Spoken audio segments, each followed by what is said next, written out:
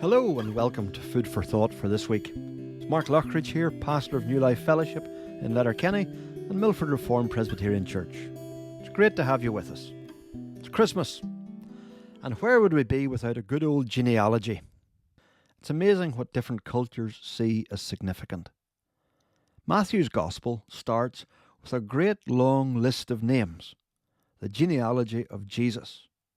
Eliezer, the father of Matan, Matan, the father of Jacob, etc., etc.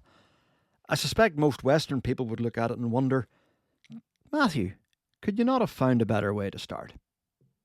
A local pastor friend read it to his congregation last week and said jokingly, I hope that blessed you. Of course, he did go on to point out the rich significance of it. Yet not everyone sees it the way we might. I came across this account from Bible translators in Papua New Guinea, Des and Jenny Outridge. Des had been translating Matthew's Gospel for people who had no part of the Bible. And when he told Jenny, "We finished the last of Matthew today," she replied, "What about the first 17 verses? Oh yeah, he thought, those uninteresting verses that tell of Jesus' ancestry, they still had to be tackled before he'd really finished the book. Surprisingly, Cecea, his language assistant, sailed through the genealogy without a trace of boredom or question.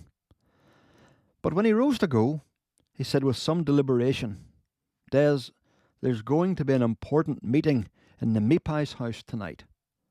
I want you to come and bring what we've done today. Des wondered, what's he up to? Why bring this? That night, Des took the lantern and walked the short distance to Nemipai's house. The central room was already filled to capacity. 2 other rooms off to either side were also packed. He'd never seen so many crammed into a house before. And there was an odd sense of tension in the air that made him nervous. Cecea said to the crowd, I have asked Des to come and read what we translated this morning. I want you to hear it for yourselves. The room became extraordinarily still. Des cleared his throat and began to read. These are the ancestors of Jesus, the Messiah, a descendant of King David and of Abraham. Abraham was the father of Isaac, Isaac the father of Jacob, Jacob was the father of Judah. Des's eyes were glued to the text, trying to read naturally, but the tense atmosphere in the room made it difficult. He did not see Fafundai's eyes grow wider and rounder, as did Ma'araroa's and several others near him. He could sense, though, that every word he spoke was being grabbed and critically examined by the listeners. He became conscious that Yao was moving near to him, so too were Aaso and Aka and Ya'a. He was aware that Sao watched his lips unblinkingly. As he continued, more began pressing into the room. He didn't know if the list of names broke some taboo. The atmosphere was so charged, he dare not ask. These people were so volatile they could erupt in a fury easily. So, he kept on reading. Finished at last, Des raised his eyes to look at those within a breath of his face, and saw not anger, but incredulity. Why didn't you tell us all this before? Ya'a demanded. Why? Des wondered. No one bothers to write down the ancestors of spirit beings, Fafundai stated. It's only real people who record their genealogical table, A'aso added. This ancestry goes back further than ours. Jesus must have been a real man on this earth then.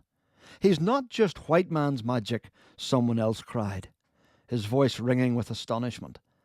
Then what the mission taught us is real.